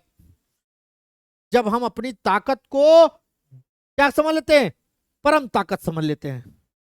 और तब क्या होता है? हमसे कमजोर बच्चा सेलेक्ट हो जाता है और हम केवल उसको देख कर कहते हैं या तो मेरी क्लास में बड़ा कमजोर बच्चा था, ये सेलेक्ट हो गया, मेरा सिलेक्शन क्यों नहीं हुआ? तो सिलेक्शन ना होने का रीजन एक है बेटा, हम अपने आप को ताकतवर समझें मगर परम ताकतवर ना समझें। कॉन्फिडेंस हो मगर ओवर कॉन्फिडेंस ना हो बेटा। मैं चैलेंज करता हूं, आप हनुमान जी, आप सक्सेस होंगे ही होंगे, श्योर होंगे। ठीक है, चले आगे बढ़े हम लोग, नेक्स्ट क्वेश्चन की ओर चलते हैं। नेक्स्ट क्वेश्चन है आपका, कच्छ के रण के बारे में निम्नलिखित में से कौन सा कथन सही है? ध्यान से समझिएगा, क्वेश्चन कह रहा है कच्छ के रण। हिंट देता हूं, कच्छ के रण की जब बात कर रही है तो एक पिक्चर आई थी कच्छ के रण के ऊपर, राजस्थानी फिल्म थी मगर राजस्थान में नहीं है ये, ध्यान समझिएगा, दीपिका पादुकोण और रणवीर कपूर की। ध्यान समझिएगा, उसमें राजस्थानी लुक में। चलिए बताइएगा मुझे, कच्छ के रण के बारे में निम्नलिखित में से कौन सा कथन सही नहीं है? यह जंगली गधों के लिए प्रसिद्ध है, यह सफेद नमक का प्रसिद्ध रेगिस्तान है जो मानसून के मौसम के बाद दिखाई देता है। तीसरा ऑप्शन है, यह ओडिशा राज्य के पूर्वी घाट में स्थित है, यह गुजरात के कच्छ जिले में थार मरुस्थल में नमक का दलदल है। ध्यान से समझिएगा, इसमें से 3 ऑप्शन सही हैं। ध्यान समझिएगा, क्या है बेटा? इसके 3 ऑप्शन सही हैं और 1 ऑप्शन गलत है। 3 ऑप्शन गलत, 1 सही। जो सही है, ध्यान समझिएगा, जो सही है उसे नहीं करना है, जो गलत है वो इसका सही आंसर होगा, क्योंकि इसमें एक शब्द लिखा है नहीं है बेटा। यही हम थोड़ा सा गड़बड़ी कर जाते हैं और जिसके कारण से हमारे ऑप्शंस जो हैं वो हमें कंफ्यूज कर देते हैं कि यार ये तीनों चीज तो सही सही है, इसमें से क्या? क्योंकि दिमाग हमारा नहीं पर जाता ही नहीं है, इस बात को ध्यान रखिएगा। जवाब दीजिए, इसमें से कौन सा ऐसा कथन है जो कच्छ के रण के बारे में गलत है, वो कथन सही ही नहीं है? जवाब आने शुरू हो गए हैं कुलदीप जी, वेरी गुड, आपका जवाब सही है। मैं आपको बता दूं कि कच्छ का रण गुजरात में स्थित है। कहां स्थित है बेटा? गुजरात में, गुजरात में स्थित है। अब गुजरात में क्या है? जंगली गधों के लिए फेमस है ये। रियली? अरे हंसो नहीं भाई, क्या हंस रहे हो? गधों को हल्के में ले रहे हो? पाकिस्तान और अफगानिस्तान के गधे खत्म हो गए, चाइना उठा ले गया। मैं नहीं जानता किस लिए उठा के ले गया, ये आप जानिए और वहां की नीतियां जाने, मगर गधों को हल्के में मत लो। पाकिस्तान और अफगानिस्तान के गधे चले गए चाइना, बारी अब भारत के गधों की है। चलिए आइए, यह सफेद रंग के नमक का रेगिस्तान है जो मानसून के बाद दिखाई देता है। मानसून के बाद दिखाई देने का तात्पर्य क्या है? मानसून में जब बारिश का जल, वर्षा का जल जब बढ़ जाता है तो उस पूरे दलदली भाग को वो क्या कर लेता है? कवर कर लेता है। बात समझ रहे ना? याद करिए, अभी जो बवाल हमने आपको बताया था, एक बवाल था जिसका नाम था सर क्रिक। ये कुछ उसी भाग से रिलेटेड भी है। कौन सा बेटा? कच्छ के रण में स्थित जो सर क्रिक विवाद पैदा हो रहा है भारत और पाकिस्तान के मध्य में, 94 किलोमीटर का जो कुछ चौड़ा भाग है जो मानसून के मौसम के बाद दिखाई देता है, उसी सर क्रिक विवाद के बारे में ये बात कर रहा है जो सर क्रिक नाम से जाना जाता है। बात समझ रहे बेटा? उसका रीजन है कि पाकिस्तान कह रहा है कि मेरा है और भारत कह रहा है मेरा। जब 1946 के दौरान में, संधि के दौरान में यह बात कही गई थी, उसके पूर्व 1914, 1925 में भी इस पे समझौते हुए थे। तो उस दौरान में वह दलदली भाग कि जो दलदली भाग का बीच का भाग है ना बेटा, बीच का भाग, ये देखो ऐसे ऐसे ऐसे जल का बीच वाला भाग, ये कहा गया था कि आधे तरफ ये वाला भाग भारत में रहेगा और ये वाला भाग किसमें रहेगा, पाकिस्तान में रहेगा। मगर पाकिस्तान कहता है कि पूरा भाग हमारा है और हम इस पर कवर करेंगे। मगर वो कवर कब करेगा बेटा, जब मानसून के बाद, जब वो भाग एक दलदली भूमि बन जाती है तब। इसलिए इसके सारे ऑप्शंस, ये ऑप्शन, ये ऑप्शन और ये ऑप्शन सही है, इसलिए ये ऑप्शन आंसर सही नहीं है। और आपका सही ऑप्शन कौन सा है, सही ऑप्शन है ऑप्शन नंबर सी। ये उड़ीसा के पूर्वी घाट पर स्थित ना होकर आपके पश्चिमी घाट पर स्थित है, और वो पश्चिमी घाट का राज्य है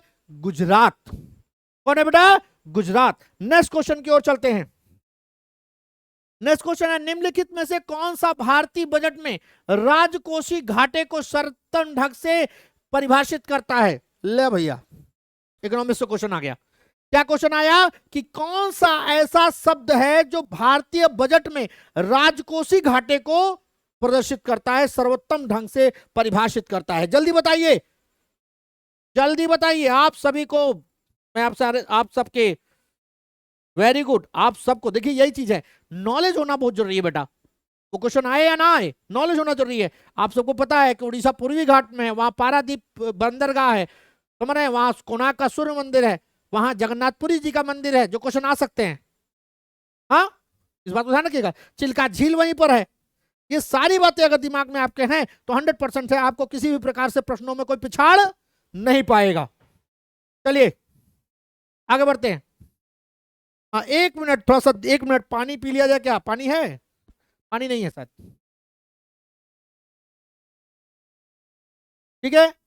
चलिए आइए बताइए जल्दी से, क्या है राजस्व घाटा। भारतीय बजट में राजकोषीय घाटे को सर्वोत्तम ढंग से परिभाषित करता है कौन, राजस्व व्यय प्लस पूंजीगत व्यय माइनस राजस्व प्राप्तियां, या पूंजीगत व्यय या माइनस पूंजीगत प्राप्तियां, या कुल व्यय प्लस उधारी सहित कुल प्राप्ति, या कुल व्यय माइनस उधारी के अलावा कुल प्राप्ति। ध्यान से समझिएगा, ध्यान से समझिएगा कि जब सरकार बजट बनाती है, मैं आपको हिंट देना चाहता हूं, मैं चाहता हूं कि आपको जानिए, क्या जब सरकार बजट बनाती है तो सरकार जो उधार लिए रहती है उस उधार को राजकोषीय घाटे में नहीं सम्मिलित करती। उसका रीजन क्या है कि उधार तो 1 साल 2 साल 4 साल में देने वाली नहीं है, समझ रहे हैं। अगर वो इस तरीके से कार्य करेगी तो हर बजट में राजकोषीय घाटे में वो उधार जुड़ता चला जाएगा, और जब उधार जुड़ेगा तो 100% नहीं 200% है हमारी जो हो सकती है भारतीय इकोनॉमी के अकॉर्डिंग में, वो आय क्या हो जाएगी, आय से ज्यादा खर्च हो जाएगा। और जब खर्च ज्यादा हो जाता है आय से, तो देसी भाषा में क्या होगा, घाटा लगेगा। इस कारण से उधारी को जोड़ा नहीं जाता है। इस आधार पे आप आंसर दीजिए फटाक से, जल्दी जवाब दीजिए भाई। चंचला जी आपका स्वागत है, आप थोड़ा लेट आती है क्लास में, आया करिए क्लास में 6:30 बजे अतुल पांडे सर की क्लास साइंस के लिए। आशा करता हूं थोड़ा बहुत आपको अच्छा लगता होगा मेरे साथ बात करना, रहना। पढ़ने की बात छोड़ दीजिए, ये सब पढ़ाई है क्या, कुछ पढ़ाई उड़ाई नहीं है। हम लोग तो बात करते हैं आपस में एक दूसरे से, ठीक है ना। बात करने में मजा आए तो बताइएगा, श्योर। आप सोचिए कि बुखार होने के बावजूद भी मजा आ रहा है बात करने में, एकदम आवाज बदल गई, ठीक है। जल्दी से जवाब दीजिए, कमेंट में दीजिए, मैं थोड़ा सा पानी पी लूं।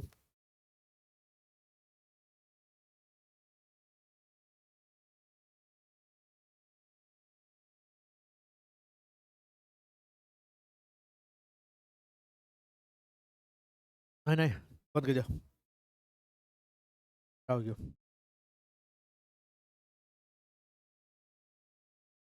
चलिए भाई, हाँ जवाब दीजिए। हाँ, दिमाग लगा दिया अलका जी ने, बेहतरीन बेहतरीन। क्या है बेटा, राजस्व आय कुछ नहीं मतलब है, ये दोनों ऑप्शन तो पहले ही काट दो।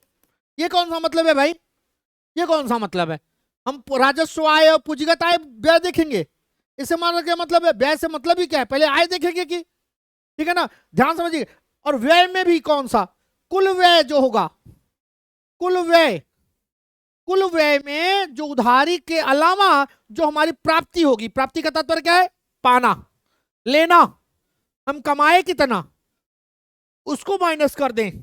ये ऑप्शन नंबर डी ऑप्शन जो है वो हमारा सही आंसर होगा। और सही जवाब सभी लोग दे रहे हैं, मुझे अच्छा लग रहा है। और आप जुड़ रहे हैं, क्लास को शेयर करिए और रेगुलर जुड़िए, हमारा भी उत्साह वर्धन होता रहे, मुझे भी अच्छा लगे आपके द्वारा लिए, ठीक है ना। और ये तो टेस्टिंग मॉक टेस्ट है बेटा, अगर ये सक्सेस होता है, आप लोगों का इंटरेस्ट जगता है, आपके कमेंट के माध्यम से आप बताते हैं, तो 100% है हफ्ते में 2 बार, एक बार रविवार के दिन और एक बार चाहे बुधवार या चाहे बृहस्पतिवार, 2 दिन ऐसा रखेंगे जिससे कि आप लोगों को अच्छा से अच्छा कंटेंट मिल सके, अच्छा नॉलेज मिल सके। उसके बाद तो ईश्वर मालिक है, ठीक है। चले आगे बढ़े हम लोग, very good. Next question, next question क्या है, निम्नलिखित में से कौन सा वन संसाधनों के सतत प्रबंधन सस्टेनेबल मैनेजमेंट का कारण हो सकता है। ऑप्शन आपके हैं, वनों के उत्खनन, लॉगिंग से बचाने के लिए सफारी पर्यटकों को धन का प्रयोग करना, जो टूरिस्ट गए हैं उनके पैसों को लेना, वनों को मनुष्यों और उनके पशुधन की पहुंच सीमा से बाहर रखना। अच्छा ये बात भी नहीं सही है यार, क्या करोगे बताओ, आप जंगलों में जाना ही बंद कर दोगे पशुओं को और मनुष्यों को। हाँ, एक तो 23% आपके पास 23.5% जंगल है। हाँ, कितना होना चाहिए, 1/3 part of the total land होना चाहिए, मगर नहीं कर रहे हो आप। उसमें भी मनुष्यों और पशुधनों को पहुंचना अगर हटा दोगे तो कैसे होगा। नेक्स्ट क्वेश्चन है, वनों की वृद्धि दर के आधार पर लकड़ी की उपज को समायोजित करना। चलिए ये भी ठीक है कुछ हद तक, मगर कह रहा है पेड़ों के विकास को बढ़ाने के लिए उर्वरकों और वृद्धि कारकों का प्रयोग करना। ये बात गलत है भाई, देखिए ये तो मैं सपोर्ट नहीं करूंगा। किसी भी प्रकार से ज्यादातर पैदावार के लिए मैं मानता हूं, आप जवाब देखिए इसमें से, मैं आपसे बात कर रहा हूं। क्या बात कर रही है मेरी, तुम्हारी तरफ चल रहा है सिस्टर, मेरी तरफ तो नहीं चल रहा है, नेटवर्क प्रॉब्लम। अच्छा ठीक है ठीक है ठीक है, कोई बात नहीं है, सबके तरफ नेटवर्क चलेगा भाई, नेटवर्क का प्रॉब्लम सबके तरफ होता है। पहले समझिए मेरी बात को, मैं कहना क्या चाहता हूं, कहना चाहता हूं कि हमारे जनसंख्या बढ़ने के कारण से बेटा उर्वरकों की जो मात्रा है, उपयोग जो है वो बढ़ रहा है। मगर वास्तविक रूप में देखिए तो जो ऊर्जा का जो उपयोग है, जो उर्वरकों का उपयोग हम कर रहे हैं ना बेटा, वो हमारे लिए नुकसानदायक है। रीजन क्या है, आज कैंसर या अन्य बीमारियां जो सबसे ज्यादा उत्पन्न हो रही हैं, वह उर्वरकों के ज्यादा से ज्यादा उपयोग के कारण से हो रही है। उर्वरक हैं, कीटनाशी हैं या खरपतवारनाशी हैं, ये जो केमिकल्स यूज कर रहे हैं हम ना, इनके कारण से सबसे ज्यादा हमारे रोग उत्पन्न हो रहे हैं। मैं मानता हूं कि आपका कहना भी सही होगा कि सर कैसे करेंगे, सर इतनी जनसंख्या है, कैसे अन्न उत्पादन नहीं करेंगे तो खाए बिना मर जाएंगे। बिना खाए मरने से अच्छा है कि 40-45 साल की उम्र तक खा पी के, जो भी खा पी के मरना है तब मरे, ये बात मैं मान सकता हूं इसकी, ठीक है। मगर उर्वरकों का प्रयोग ज्यादा से ज्यादा आप इसे नजरअंदाज करिए और बायो जितने भी फर्टिलाइजर्स हैं उनको यूज करिए, ठीक है ना। खेती के संसाधन, मैं सलाम करता हूं यार, सलाम करता हूं चाइना और जापान और हांगकांग जैसे देशों में। हांगकांग तो मान लीजिए कम है, तृतीयक क्षेत्र में ज्यादा है, मगर जापान और चाइना से आपको सीख लेनी पड़ेगी कि वो प्राथमिक जो उनका है, प्रथम प्रथम प्राथमिक सेक्टर, उसमें वो इतना योगदान देते। छोटा सा लैंड है बेटा, 42 तो बवाल है उनके यहाँ, 36 बार भूकंप आता है, उसके बावजूद भी देखिए कि वहां का सम्राट तक खेती करता है। उसका रीजन क्या है कि वो बताना चाहता है, वो खेती क्या करता होगा यार, वो बताना चाहता है, संदेश देना चाहता है कि खेती प्राथमिक सेक्टर में हमें प्रतिभाग करना चाहिए, हमें खाने के लिए वहीं से मिलेगा। और हम भी क्या हैं, हम भी मजबूर हैं, हम आज तृतीयक सेक्टर में, टेरिटरी सेक्टर में भाग रहे हैं, सर्विसेज में ज्यादा से ज्यादा हमारा पैकेज हो 5 लाख, 1 करोड़, 2 करोड़, 50 करोड़ सेक्टर में, ये थोड़ा सा अच्छा नहीं है। उस नौकरी के साथ साथ में हमें वो भी करना पड़ेगा जो कृषि कार्य है, जो प्राथमिक कार्य है, जिससे हमारा अन्न उत्पादन होगा। नहीं कर सकते तो जो कर रहे हैं उनको प्रमोट करिए अपने घरों में, इकोनॉमिकल सपोर्ट करिए, मगर नहीं अपनी कमाई का कुछ अंश भी आप घर पे नहीं भेजेंगे कि खेती बाड़ी करो अच्छे से, देते हैं तो अच्छे हैं, ठीक है। चलिए जल्दी बताइए कौन सा, वनों के उत्खाटन या लॉगिंग बचाने के लिए सफारी धनों का उपयोग करिए। नहीं, बात मुझे नहीं लगता, मुझे नहीं जमता, ये ऑप्शन सही नहीं है। आप किसी भी प्रकार की लॉगिंग को बचाने के लिए क्या करें, जैसे लॉगिंग का मतलब क्या होता है, काटना, वनों को काटने के लिए जो वनों से मिलने वाला पैसा है, जो उनमें सफारी के लिए घूमने आते हैं ना, गाड़ी उड़ी से जाते हैं पर्यटन, तो उनका टिकट लगता है 100 रुपए, 50 रुपए, 200 रुपए, उस पैसे को खर्च किया जाए, ये भी सही नहीं है। अच्छा चलिए दिव्यांशु जी, मैं आपको शायरी मुझे नहीं आती है तो मैं शायरी के लिए उनसे कहता हूं, मैं शायरी को, उनकी शायरी को पढ़ देता हूं कि दिव्यांशु जी कहना चाहते हैं कि मंजिल उन्हीं को मिलती है, मंजिल उन्हीं को मिलती है जिनके सपनों में जान होती है, पंखों से कुछ नहीं होता है, हौसले उड़ान में होती है। वाह क्या बात है दिव्यांशु जी, बहुत बहुत धन्यवाद। बहुत चुनिंदा शायरी लेकर आया करिए, मुझे भी अच्छा लगता है, मगर मुझे शायरी यहाँ याद नहीं होती है, ठीक है ना, मगर फिर भी अच्छा लगा, बहुत बहुत धन्यवाद। वनों को मनुष्य और पशुधन की पहुंच सीमा से दूर करिए, नहीं ये भी मत करिए, प्लीज मत करिए इसको। हम मानते हैं कि नेशनल पार्क्स में हमारा इंटरफेरेंस जो है वो बहुत कम रहे, मैं मानता हूं नेशनल पार्क्स में, राष्ट्रीय उद्यानों में, मगर बायोस्फीयर्स में और वन संरक्षित क्षेत्रों में मनुष्यों का क्षेत्र पहुंच मत कम करिए। नहीं तो मान लीजिए हम तो नहीं मगर जनजातियां जो हैं, जो उस जंगलों में रह रही हैं, वो अपने अधिवास को छोड़ेंगी नहीं, और अगर छोड़ेंगी भी तो एक समस्या पैदा करेंगी, क्या? नक्सलवाद। उन्हें लगता है कि ये जमीन, ये जंगल हमारे पूर्वजों की हैं, और अगर आप उन्हें निकालना शुरू करेंगे तो एक समस्या को जन्म देंगे। इसलिए वन क्षेत्रों से मनुष्यों की पहुंच से दूर मत करिए, राष्ट्रीय उद्यानों को छोड़कर, ठीक है बेटा। पेड़ों के विकास को बढ़ाने के लिए उर्वरकों और वृद्धि, जो तो मैंने पहले भी काट दिया, इसलिए सही ऑप्शन आपका है वनों की वृद्धि के दर के आधार पर लकड़ी की उपज को समायोजित करिए। मैंने पहले भी कहा है, वैज्ञानिक तौर पे भौगोलिक स्थिति पर यह कहा जाता है कि कुल भूमियों का, कौन सी भूमियों का बेटा? कुल भूमियों का 1/3 भाग, अगर टोटल लैंड है आपका 100%, तो 100% का जो 1/3 होगा वो क्या होगा? क्या होगा बेटा? 33.33%, ठीक है। इतना जंगल होना चाहिए, वन प्रदेश होना चाहिए, मगर भारत में लगभग 23.5 या 24% के नियर अबाउट है। अभी भी हम 10% लगभग वन प्रदेश से क्या है? कम है बेटा। और छोटा सा पिद्दी सा देश है, कौन? जापान। जापान, जापान वह देश है जहां के वन प्रदेश 40% हैं। कितना बेटा? 40% क्षेत्रों पर जापान का वन प्रदेश है। छोटा सा 4 ठो आइलैंड, मेन आइलैंड जो है 4 ठो है, नाम नोट कर लो बेटा। 4 मेन आइलैंड हैं, होन्शु, शिकोकू, होकाइडो और क्यूशु। सच बता रहा हूं, मैंने नहीं रखे हैं, उनके सोशल एक्टिविटी के आधार पर नंबर नाम रखे गए होंगे, किसी विद्वान ने रखे होंगे बेटा। चारों द्वीपों के नाम ना याद कर लीजिए, कौन कौन से? होन्शु, क्यूशु, शिकोकू और होकाइडो। 4 प्रमुख आइलैंड्स हैं जो जापान के हैं। उन पर ये क्या होता है? खेती करते हैं, जंगल प्रदेश रखे हुए हैं, वो जंगलों को काटते नहीं है। इवन दैट वो खनन भी नहीं करते, बहुत कम करते हैं। रीजन क्या है? छोटी सी भूमि है, क्या खनन करना। मगर चतुर देखो कितने हैं, चतुर कितने हैं, हमसे खनन करवाते हैं, चाइना या दूसरे अन्य देशों से खनन कराते हैं और कच्चा माल लेते हैं। उसी कच्चे माल को सस्ते में लेकर उससे कोई बड़ी सी कार बनाएंगे और उसको हजारों गुना महंगे दामों में हमें ही और आपको बेच देते हैं, और उससे जो कमाई होती है उसी कमाई से अपना देश चलाते हैं। मतलब सारा खेला किसका है बेटा? सारा खेला है दिमाग का। अगर आपके पास दिमाग है ना तो आप कुछ भी कर सकते हैं, मगर हाँ किसी को नुकसान पहुंचाकर नहीं। भगवान ने, ईश्वर ने आपको दिमाग दिया है तो आप उस दिमाग का प्रयोग सृजनात्मक कार्यों में करिए, कमाइए, नो डाउट्स, कोई बात नहीं है, कमाने के लिए कोई मना नहीं करता, किंतु कमाई का जरिया ऐसा ना हो कि आपके कमाने से किसी दूसरे को तकलीफ हो जाए, ठीक है ना। मुझे अच्छा लगता है, आप कमाइए, कोई दिक्कत नहीं है। मगर जापान जैसे देशों से मैं सीखने के लिए इसलिए कहता हूं बेटा, दे आर हार्ड वर्कर और हेल्थ ओरिएंटेड। स्वास्थ्य, आज दुनिया में सबसे बड़े ज्यादा बुजुर्गों की संख्या अगर कहीं है तो जापान में है, क्योंकि वहां स्वास्थ्य सुविधाएं इतनी अच्छी हैं कि बूढ़े मर ही नहीं रहे। ये बात समझिए इस बात को।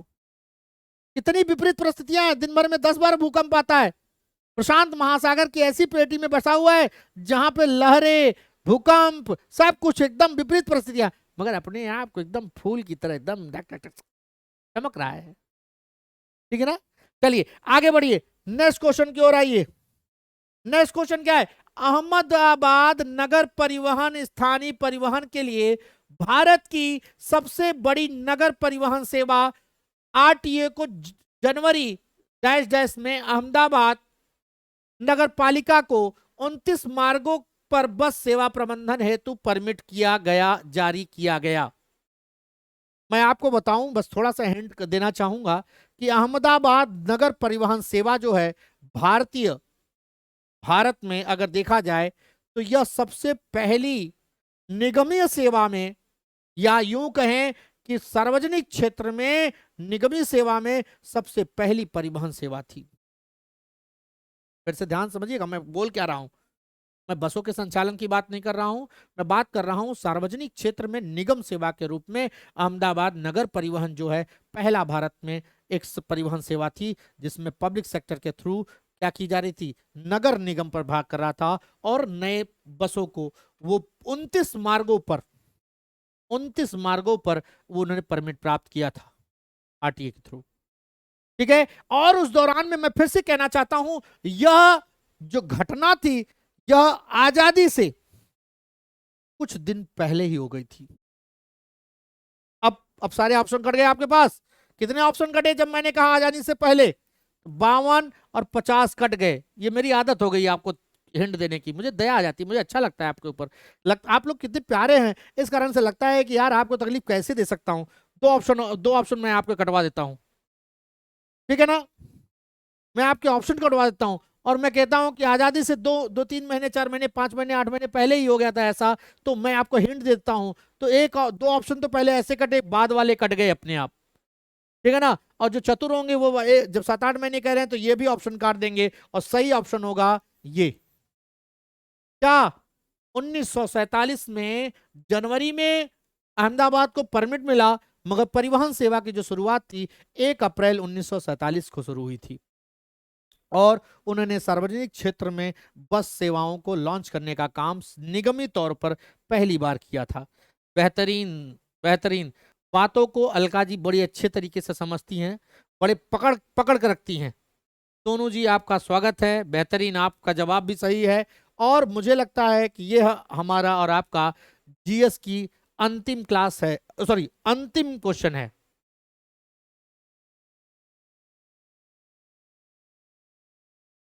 क्वेश्चन मैंने आपसे कहा ना कि शायद ये क्वेश्चन आपका लास्ट क्वेश्चन है क्या? हाँ, सही कथन का चयन करें। चलिए लास्ट क्वेश्चन ये है बेटा, सही प्रश्न का चयन करें। जो उत्तर है वो क्या है, ध्यान समझिए। सारे जो हैं वो उनमें से सारे में से 3 गलत हैं, एक सही है, सही वाले को चुन लो।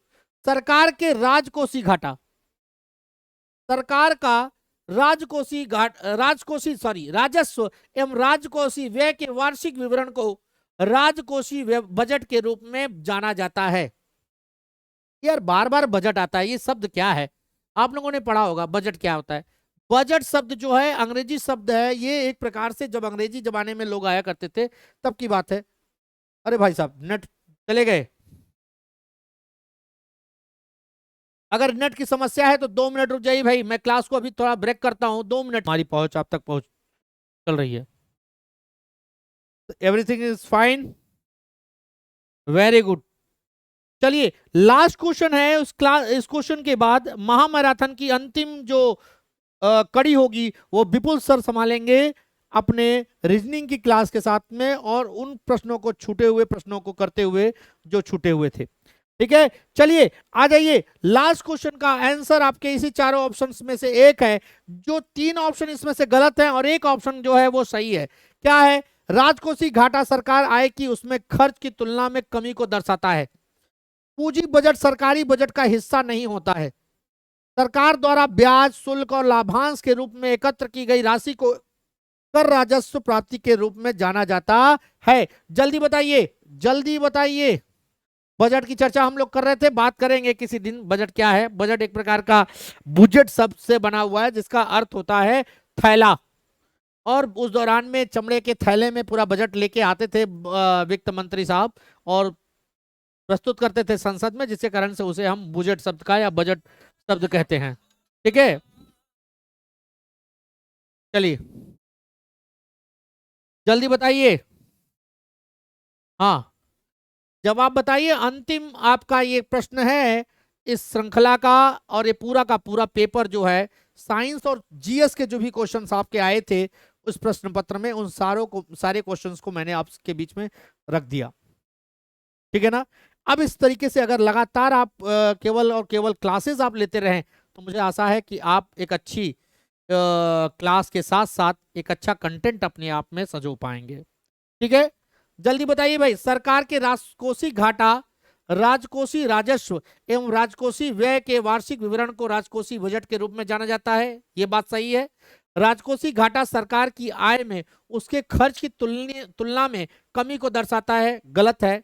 ये सही है। पूंजी बजट सरकारी बजट का हिस्सा नहीं होता है, ये बात सही है। जल्दी बताइए कौन सा ऑप्शन चारों में से आपका सही है। 3 गलत है, 1 सही है। फिर चक्का घूमने लगा क्या? नेट की समस्या बेहतरीन बनती रही है, जिसके कारण से हम और आप संवाद नहीं कर पा रहे हैं। प्यारे बच्चों, ढेर सारी समस्याएं हमारी रास्ता रोक रही हैं हमारा आपका, किंतु हमें डिगना नहीं है, परेशान नहीं होना है, हमें आगे बढ़ते चले जाना है, ठीक है। लास्ट क्वेश्चन, हाँ नेट की प्रॉब्लम है शायद बेटा, मगर फिर भी अब सही हो जाएगा, आप निश्चिंत रहिए। लास्ट क्वेश्चन का जो ऑप्शन था वो आंसर था पूंजी बजट जो है वो सरकारी बजट का हिस्सा नहीं होता है, इस बात को ध्यान रखिएगा। और सारे जितने भी बातें हैं जो लिखी गई हैं वह सारी चीजें जो हैं वो बजट के लिए लिखी गई हैं और वो बजट का हिस्सा होती हैं, किंतु जो पूंजी बजट होता है वो सरकारी बजट का हिस्सा नहीं होता है। इसलिए ये हमारा ऑप्शन जो है वो सही ऑप्शन है, और ये गलत होने के बावजूद भी सही ऑप्शन है, ठीक है बेटा। इसका आधार पे हम कह सकते हैं कि पूंजी बजट जो है वह एक प्रकार का एक ऐसा भाग है जो हमारे मुख्य बजट में प्रतिभाग नहीं करता है। और ये हमारा अंतिम क्वेश्चन था इस प्रश्न पत्र का, जो अंतिम प्रश्न था उसी के साथ मैं आपसे अब इस बात को लेकर इस आशा के साथ में विदा लूंगा कि हमारे जितने भी बच्चे हैं प्यारे प्यारे बच्चे, पवन मीना जी, राजपूत, अलका सिंह, सोनू भारती जी और सोनू जी, मानस कुमार यादव जी, सोनू जी, आप सबका स्वागत है। अच्छा लगता है आपके विचार, आपका आना, कहते हैं ना कि आपका आतिथ्य। मैं बार बार कहता हूं कि सर आप इतना बच्चों के लिए इतना प्यार भरा या ऐसा चीज क्यों बोलते हैं। रीजन एक है बेटा कि अगर आज हम हैं तो उसका एकमात्र श्रेय है किसका? हमारे बच्चे। हम जिस पथ पर जाते हैं, जहां जाते हैं, हमारे बच्चे हमें अपने हथेलियों पर लेते हैं। आप बिलीव कीजिए, अपने 2 छोटे छोटे संस्थान 3 तो चल रहे हैं कोचिंग और स्कूल के रूप में, मगर मुझे कोई जरूरत होती है मेरे बच्चे मेरे हाथों पे, सर अरे आप, ऐसा लगता है कोई सामान, कोई बड़ी चीज छोटी चीज, सारी चीजों के लिए मेरे बच्चे मेरे सामने रहते हैं। इसलिए मैं कहता हूं कि मेरे हाथ और पैर है, मेरे अंग है वो, और इसलिए मैं आपसे कहता हूं, बार बार सार्वजनिक मन से कहता हूं कि आप मेरे लिए अति महत्वपूर्ण हैं। मगर मैं चाहूंगा कि आप अपनी महत्वपूर्णता को सिद्ध और साबित करिए, और वो सिद्ध और साबित मेरे प्रति जो निष्ठा है उसके साथ साथ आपकी सफलता पर ही सिद्ध होगी, क्योंकि आपकी सफलता इस बात को लेकर मुझे आशान्वित करेगी, मुझे ये परिपूर्ण करेगी कि जो मेहनत मैंने आपके प्रति किया है वह मेहनत का फल आप मुझे दे रहे हैं। जैसे एक बागवानी में एक माली जो है वो पौधों को लगाने के पश्चात उसकी सेवा करता है, उसकी काट छाट करता है, रोग वाले पत्तियों को काटता है, टहनियों को काटता है। पत्तियों को काटने और छाटने का मतलब क्या है? मारता पीटता भी है। वैसे गुरु भी करता है, पानी भी सींचता है, ध्यान रखिएगा। मगर जब उसे वो बड़े होते हैं तो उसे देख देख कर वो खुशी होता है।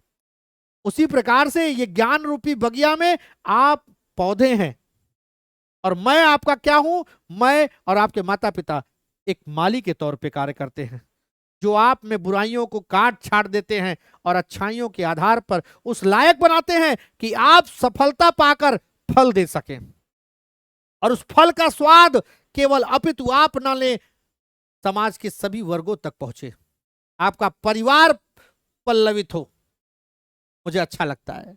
ठीक है, मैं आशा करता हूं, आप सभी का स्वागत करता हूं और आशा करता हूं कि मेरे द्वारा बताए गए प्रश्नों में आपको आनंद आया होगा, मेरे प्रश्नों के द्वारा आपको कुछ लाभ मिला होगा। इसी बातों को लेकर आज की जो प्रश्नोत्तरी है, उस प्रश्नोत्तरी को मैं अपनी जीएस की क्लास को विराम देता हूं और आशा करता हूं आप सभी मस्त होंगे, स्वस्थ होंगे, जहां भी होंगे उन्नति के पथ पर अग्रसर होंगे। सदा सुखी रहिए। और मेरे बड़े और मेरे समकक्षी अगर इस क्लास को देख रहे हैं तो उनके लिए भी मैं प्रणाम करता हूं और आपकी शुभेच्छा और आशीर्वाद की कामना करता हूं। धन्यवाद, शुभ रात्रि, नमस्कार।